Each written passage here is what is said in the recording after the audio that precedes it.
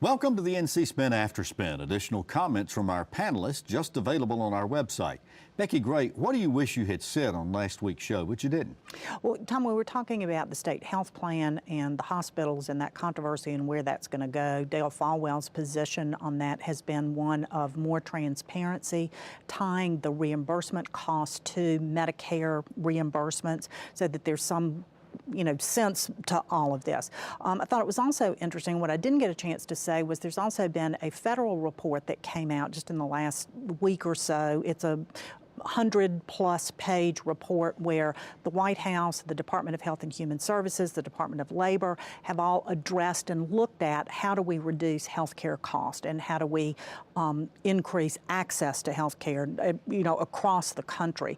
And one of the recommendations that this report has is more transparency and more cost knowledge so that, if you don't know what you're paying, then, that's how you get in trouble. That's how families get in trouble. That's how healthcare systems get in trouble. They also talked about repealing certificate of need. They talked about expanding scope of practice for practitioners to be able to do things that they're trained to do.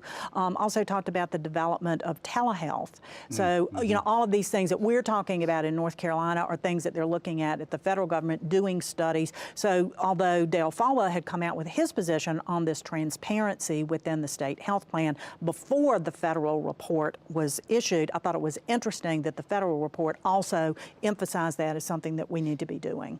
I'm sitting here listening to you checking off all of these things, and I'm thinking, we're going to have stuff to talk about in 2019. I believe so.